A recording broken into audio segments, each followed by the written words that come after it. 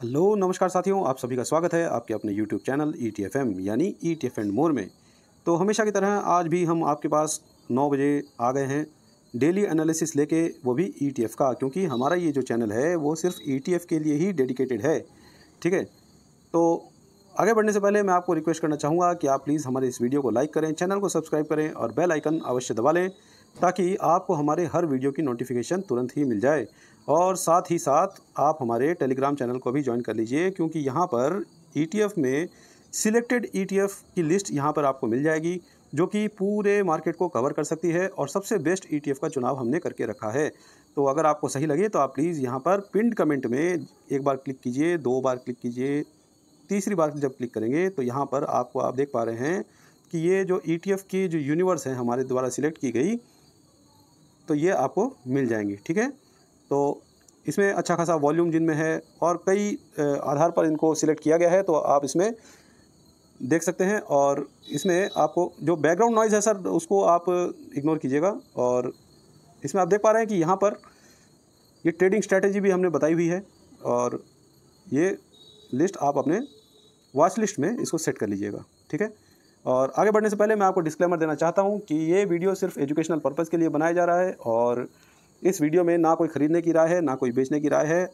और जब भी कहीं पे इन्वेस्टमेंट करना हो तो आप अपने स्वयं के विवेक का प्रयोग करें और अपने फाइनेंशियल एडवाइज़र की सलाह ज़रूर लें। तो चलिए ETF के एनालिसिस को शुरू करते हैं। और NSE की वेबसाइट पर जितने भी ETF हैं उनकी सारी की लिस्ट यहाँ पर मौजूद है और ये हमेशा ही अपडेटेड रहती है। यहाँ पर आप इसमें ETF के नाम देख पा रहे हैं। ठीक है, और ये जो डेट 1, 2, 3, 4 है ये पिछले 5 दिनों का डेटा है। डेट 1 में आज का डेटा है और ये वाला जो डेटा आप देख रहे हैं ये है डिलीवरी परसेंटेज का डेटा। ठीक है, और इसको अगर हम लोग आगे खिसकाते हैं तो यहाँ पर आप देख पा रहे हैं कि यहाँ पर ट्रेडिंग वैल्यू का डेटा है जो कि यहाँ पे लिखा है और ये भी 5 दिनों की डेट्स हैं और ये है इसका 5 दिनों का डेटा। और ये जो डेटा है ये लाख में है ना कि करोड़ में है। अगर यहाँ पर 70.38 लिखा हुआ आ रहा है तो ये 70,38,000 रुपये माने जाएंगे। ठीक है, और इसमें सबसे बेस्ट बात हम लोगों ने क्या कर रखी है कि एनालिसिस के लिए हम लोगों ने देखा है कि ट्रेडिंग वैल्यू जो आज की है ये पिछले 4 ट्रेडिंग सेशन के मुकाबले ज़्यादा होनी चाहिए, तो ही हमारे इस लिस्ट में वो फ़िल्टर होके आ जाए, नहीं तो नहीं दिखे। ठीक है, तो ये जितने भी आप ETF देखेंगे उसमें आज के दिन पिछले 4 ट्रेडिंग सेशन के मुकाबले ज़्यादा पैसा लगा है। और अब हम वापस से डिलीवरी परसेंटेज के टैब पर आ जाते हैं और यहाँ पर डेट 1 जो है इसको अगर आप देखेंगे तो ये शॉर्ट की गई है ज़्यादा से कम की ओर। ठीक है, तो ऊपर ही ऊपर जैसे हम देखते हैं तो इसमें आज की डेट में सबसे ज़्यादा डिलीवरी परसेंटेज दिखाई देते हैं। ठीक है, आप ये देख पा रहे हैं यहाँ पर जैसे जैसे हम ऊपर जा रहे हैं तो डिलीवरी परसेंटेज बढ़ता जा रहा है। ठीक है, तो अब हम देखते हैं कि मिनिमम 70% डिलीवरी परसेंटेज कौन से ETF में आया है, तो हम शुरुआत वहीं से करेंगे। ठीक है, ये इंफ्रा 20 पर आप देख पा रहे हैं कि आज के डेट में ये यहाँ पर। ठीक है, तो ये है ETF का नाम, ये है उसकी डिलीवरी परसेंटेज जो कि आज की डिलीवरी परसेंटेज है। ठीक है, आज है 19 सितंबर 2024, तो ये आज की डिलीवरी पोजीशन इसकी है। तो हम शुरुआत यहीं से करेंगे और अब इसमें बाइंग वैल्यू वाले टैब पर हम वापस आ जाते हैं और आशा करता हूं कि आपको स्क्रीन पर ये सारा 5 दिनों का जो बाइंग वैल्यू का जो डेटा है वो आपको दिख रहा है, साथ ही साथ ETF का नाम भी आपको दिख रहा है। ठीक है, इसको और थोड़ा छोटा कर लेते हैं ताकि ये कंफर्म हो जाए कि आपको ये दिख रहा है। ठीक है, ठीक है, अब ज़रूर दिख रहा होगा। तो इंफ्रा 20 के अंदर लगभग 70% की डिलीवरी पोजीशन के साथ साथ इसमें 2,66,51,000 रुपये की बाइंग इसमें आई है, जो कि आप यहाँ पर देख सकते हैं। और पिछले 4 ट्रेडिंग सेशन के मुकाबले इसमें ज़्यादा पैसा लगा है। ठीक है, आगे बढ़ते हैं। EV इंडिया में 1,82,99,000 रुपये इसमें लगे हैं, जो कि पिछले 4 ट्रेडिंग सेशन के मुकाबले कहीं ज़्यादा है। और जैसे जैसे हम लोग ऊपर बढ़ते जा रहे हैं हमारा डिलीवरी परसेंटेज भी वैसे ही बढ़ता जा रहा है। ठीक है, आगे बढ़ने से पहले मैं आपको रिक्वेस्ट करना चाहूँगा कि ऐसा जो वीडियो है वो सिर्फ हम ही बना रहे हैं। ETF पर बेस्ड कोई भी एनालिसिस इस प्रकार से आपको वीडियो नहीं मिलेगा। तो इस वीडियो पर हम जब काम कर रहे हैं बहुत मेहनत लगती है। मेहनत को अप्रिशिएट करने के लिए तो प्लीज़ आप वीडियो को लाइक कीजिए, चैनल को सब्सक्राइब कीजिए और बेल आइकन अवश्य दबा लीजिएगा। साथ ही साथ टेलीग्राम को भी ज्वाइन कर लीजिए, क्योंकि कृपा वहीं अटकी है, तो कृपा को अटकने ना दें। मैं हर रोज़ के वीडियो में ऐसा बताता हूँ, so please be with us. ठीक है, और बोर मत होइएगा, क्योंकि ज़्यादा बोलने की मेरी आदत है और बोरिंग चीज़ों से ही पैसे बनते हैं। ये बात आप इतिहास में देख लीजिए। तो ठीक है, आप वीडियो को स्किप किए बगैर देखते रहिए, हम एनालिसिस को आगे बढ़ाते हैं। तो ईवी इंडिया में हम लोगों ने देख लिया है कि 1,82,99,000 रुपये लगे हैं। और क्वालिटी 30 आई ETF, इसमें 20,16,21,000 रुपये लगे हैं, जो कि पिछले 4 ट्रेडिंग सेशन के मुकाबले बहुत ही ज़्यादा है। ठीक है, इसमें देखिए 20,16,21,000 रुपये। ठीक है, जबकि इसमें कल वाले दिन जो लगा था वो 80,51,000 रुपये, 6,17,00,000 रुपये, 25 लाख रुपये, 2,93,00,000 रुपये। तो ये वास्तव में बहुत बड़ी रकम है और डिलीवरी परसेंटेज मिनिमम 70 के ऊपर है। तो आप यहाँ पर इसको देख पा रहे हैं, डिलीवरी पोजीशन इसमें है 71.05%। ठीक है, ये आप यहाँ पर देख पा रहे हैं। ठीक है, ये ETF का नाम है। ठीक है, कंफ्यूज मत होइए। और ये जो डेटा आप वैल्यू वाला जो देख रहे हैं, ये इन लाख है, ना कि करोड़ में है। तो प्लीज़ कंफ्यूज मत होइएगा। ठीक है, साथ बने रहिए, भाई का साथ दीजिए, वीडियो को लाइक कीजिए, बाद में भूल जाएंगे लेकिन। ठीक है, HDFC मोमेंट, ये मोमेंटम पर बेस्ड HDFC का ETF है, जिसको फ़िलहाल के लिए हम लोग इसको कवर नहीं करते हैं। हमारी जो ETF का यूनिवर्स है उसमें ये शामिल नहीं है। और मोमेंटम वाले ETF भी है हमारे ETF में, यूनिवर्स में, और उसको आप चेकआउट कीजिएगा।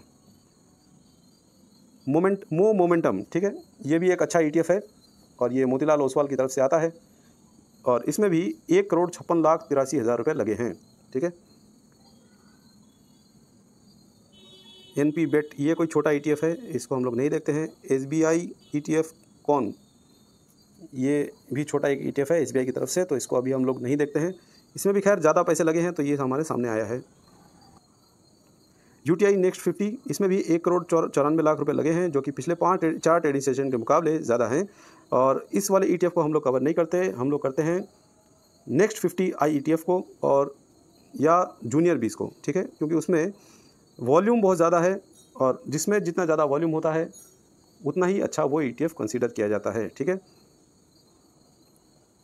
फार्मा बीज में 21,02,19,000 रुपये लगे हैं, जो कि पिछले 4 ट्रेडिंग सेशन के मुकाबले कहीं ज़्यादा हैं, प्राय दुगने ही हैं, क्योंकि लास्ट ट्रेडिंग सेशन में इसमें 11,65,00,000 रुपये लगे थे और आज हम देख रहे हैं कि इसमें 21,02,19,000 रुपये लगे हैं। तो ये ऐसा जो संकेत है ना, ये सिर्फ ऐसे ही एनालिसिस से मिलता है और चार्ट पे ये डेटा बाद में दिखाई देता है। पहले हम लोग इसका एनालिसिस कर लेते हैं और हमें पहले दिन ही मालूम पड़ जाता है कि कब कौन से ETF में तेज़ी होने वाली है। ठीक है, और ये पैसा लग जाने का मतलब ये नहीं है कि ETF रॉकेट हो जाएगा कल ही। तो आप इसको इस प्रकार से समझ पाते हैं कि मान लीजिए कि कोई मरीज़ है और मरीज़ को दवाइयाँ लग रही हैं, पहले दिन दवाई लगी, उसके बाद फिर मरीज़ ठीक नहीं हुआ, दूसरे दिन फिर से दवाई लगी, तीसरे दिन फिर से दवाई लगी, तो एक ना एक दिन मरीज़ ठीक हो जाता है और आप अपने आप आराम से ज़िंदगी बसर करता है। ठीक है, तो आप इस एग्जांपल से इसको समझ पाते हैं। ठीक है, और अल्फ़ा ETF, इसके अंदर 15,11,84,000 रुपये लगे हैं, जो कि पिछले 4 ट्रेडिंग सेशन के मुकाबले बहुत ज़्यादा है। ठीक है, तो जिन में ज़्यादा पैसे लगे हैं आप उसको नोट करते जाइए और देखिए, मौके की तलाश कीजिए कि कहाँ पर आप इन्वेस्ट कर सकते हैं। बाकी डिस्क्लेमर मैंने दे दिया है कि मैं कोई सेबी रजिस्टर्ड एनालिस्ट नहीं हूँ। ठीक है,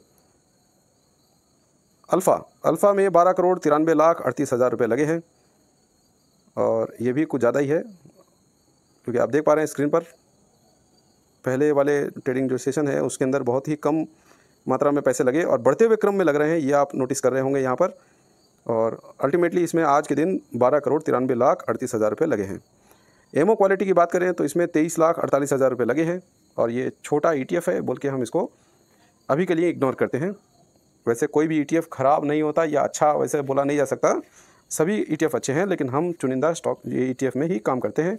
और एक बात और कि इस चैनल पर हम लोग सीखते सब कुछ हैं, देखते सब कुछ हैं, लेकिन ट्रेड हम सिर्फ ETF में ही करते हैं। ठीक है, यहाँ पर कोई स्टॉक के बारे में हम लोग बात नहीं करेंगे, कोई ऑप्शन चेन के बारे में बात नहीं करेंगे या किसी फ्यूचर के बारे में बात नहीं करेंगे। हम लोग सेफ़ इन्वेस्टमेंट से पैसा कमाते हैं और आराम की ज़िंदगी, आराम की नींद ये पाते हैं। ठीक है, मोम 30 आई ETF, इसमें 10,58,01,000 रुपये इसमें लगे हैं और पहले ट्रेडिंग सेशन में आप देख पा रहे हैं कि यहाँ पर 3 करोड़ 21 लाख, 1 करोड़ 93 लाख, 5 करोड़ 56 लाख, लेकिन अभी देख रहे हैं कि इसमें 10 करोड़ 58 लाख रुपए लगे हैं। तो जो मोमेंटम वाले जो भी ETF हैं उसमें आज ज़्यादा पैसा लगता हुआ नज़र आ रहा है, चाहे वो अल्फ़ा हो, चाहे मोम मोमेंटम हो, चाहे मोम 30i ETF हो। बैकग्राउंड नॉइज़ को आप इग्नोर कीजिए प्लीज़, हमारे साथ बने रहिए, बोर मत होइएगा क्योंकि बोरिंग चीज़ों से ही पैसा बनता है, ठीक है। एमो रियलिटी में 2 करोड़ 22 लाख 64 हज़ार रुपये लगे हैं और पिछले 4 ट्रेडिंग सेशन के मुकाबले इतने भी कोई ज़्यादा पैसे इसमें नहीं लगे हैं, लेकिन पैसे तो ज़्यादा लगे हैं, ठीक है।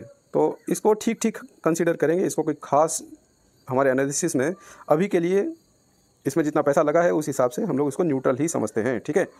और एक बात और कि एमो रियलिटी से रिलेटेड अगर आपको डिटेल में जानना है कोई भी बात, तो हमारा एक वीडियो है, उसको आप ध्यान से देखिएगा, जिसका मैं आपको एंड स्क्रीन पर रेफरेंस दे दूंगा, तो आप वहां से ये वीडियो देख पाएंगे। और साथ ही साथ आप हमारे चैनल को भी देख सकते हैं, सर्फ कर सकते हैं और यहाँ पर आपको ये वीडियो मिल जाएगा, ठीक है। इसका डिटेल्ड इन्फॉर्मेशन है और जाइए चेकआउट कीजिए। FMCG ETF आज इसमें 11 करोड़ 15 लाख 66 हज़ार रुपये लगे हैं और इसको देखते हुए ये लग रहा है कि लोगों में डर तो है कि बाज़ार कब गिर जाए, ठीक है। तो ये जो सेक्टर है वो डिफेंसिव सेक्टर के नाम से जाना जाता है और इसमें जब भी पैसा लगता है तो लोग स्थिर आमदनी के लिए पैसा इसमें लगाते हैं। ये कोई ख़ास रिटर्न नहीं देता है, लेकिन बुरे समय में जब भी और ETF या इंडेक्स गिरते जाते हैं और स्टॉक गिरते जाते हैं तब ये सेक्टर अच्छा परफॉर्म करता है। तो ये इतिहास को देखकर हम लोग फिर से सब्सटेंशिएट कर सकते हैं, ठीक है।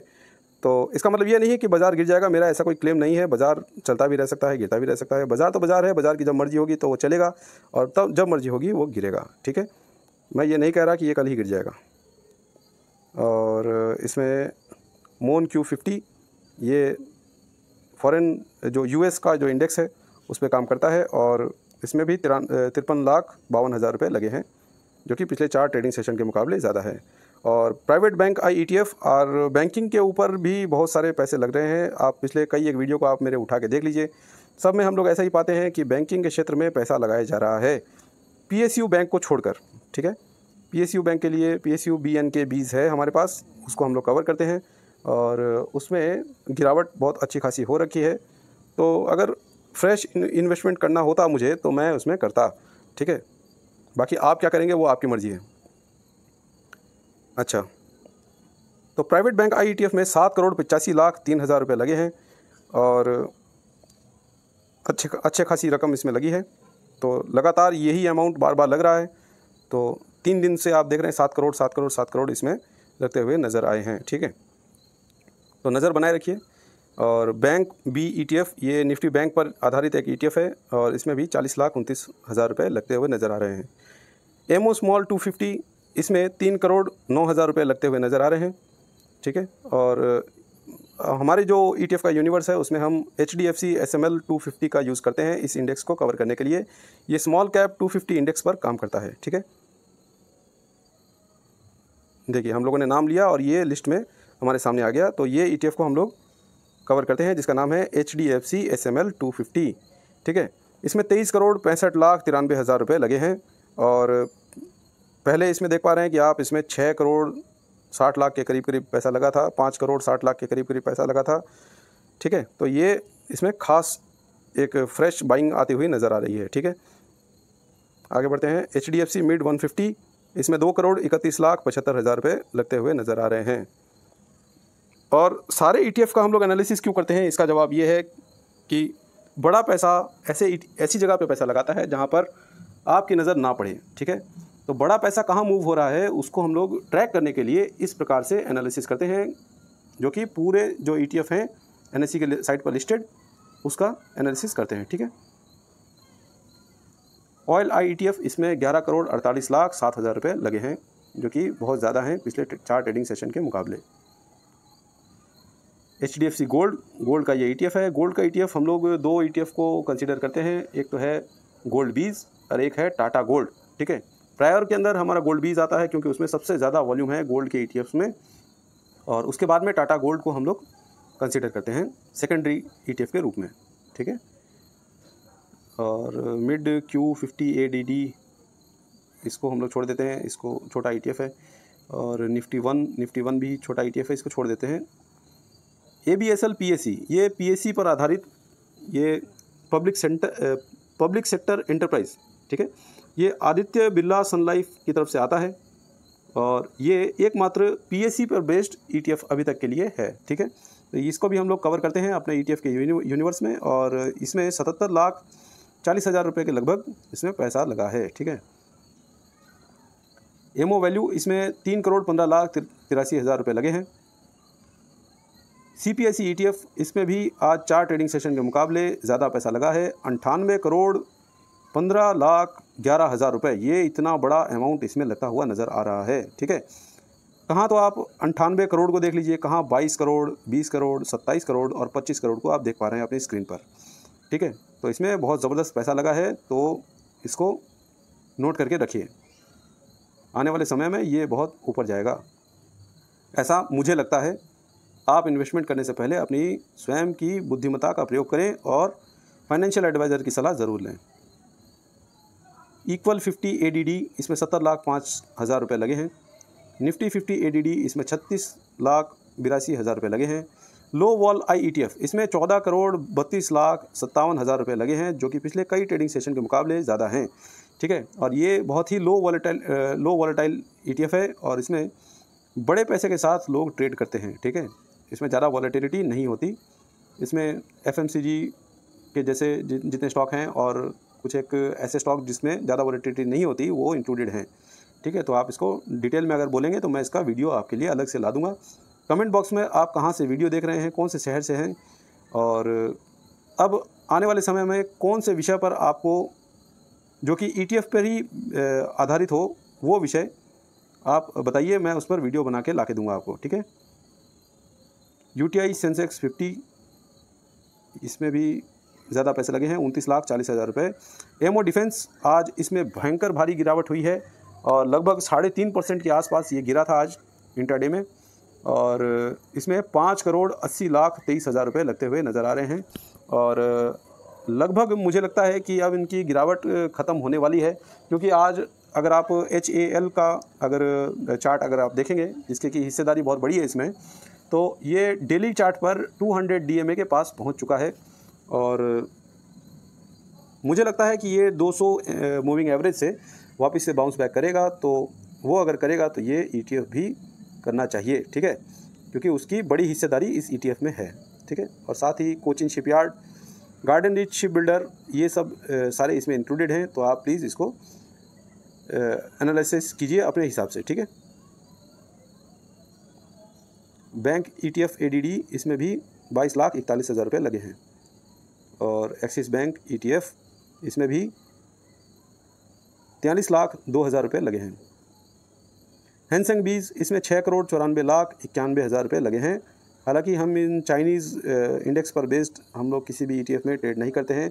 क्यों नहीं करते हैं, इसको अगर आपको जानना है तो प्लीज़ कमेंट कीजिए, मैं अलग से आपको इसका वीडियो ला के दूँगा, ठीक है।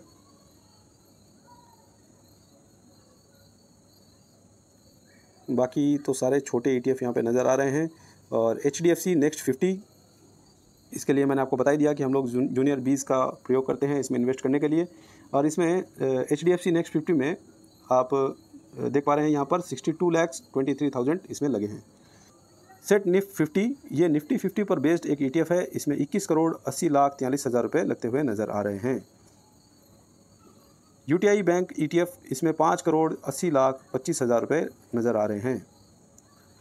ABSL बैंक ETF इसमें 1,14,87,000 रुपये लगते हुए नज़र आ रहे हैं। ई सिल्वर इसमें 1,93,94,000 रुपये लगते हुए नज़र आ रहे हैं।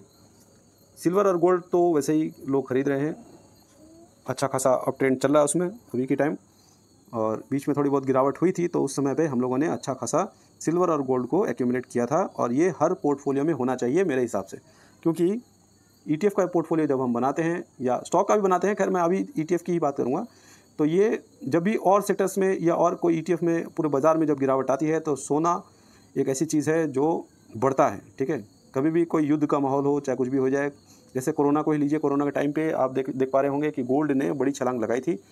तो ये क्या है, पोर्टफोलियो को नेगेटिव होने से बचा लेता है, हेज कर लेता है, ठीक है। तो इसको हम हमेशा अपने पोर्टफोलियो में शामिल करते हैं।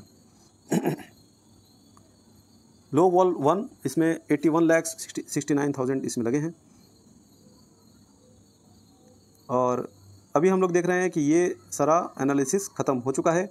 और इसके बाद हम लोग, इससे पहले ही एक्चुअली हम लोग देखते हैं कि फ्यूचर के इंडेक्स में आपके FII, DII, pro and public की क्या पोजीशंस है, लेकिन बदकिस्मती से आज वो डेटा अभी तक अवेलेबल है नहीं। तो जब भी डेटा आता है मैं अपने टेलीग्राम चैनल पर उसको स्क्रीनशॉट के माध्यम से पोस्ट कर दूंगा, तो आप उसको मिस नहीं करेंगे, मेरी गारंटी है। तो अगर डेटा आ गया तो मैं ज़रूर उसको पोस्ट करूंगा, ठीक है। तो आप टेलीग्राम को भी ज्वाइन कर लीजिए और मेरे वीडियो को लाइक कर दीजिए, चैनल को सब्सक्राइब कीजिए और बेल आइकन अवश्य दबा लीजिए। और भूलिएगा मत, प्लीज़ भाई को साथ दीजिए, और नया चैनल है, इसमें आपका योगदान प्रार्थनीय है, ठीक है। तो अब इससे ज़्यादा तो मैं क्या कहूँ। वीडियो देखने के लिए धन्यवाद। जय हिंद, जय भारत।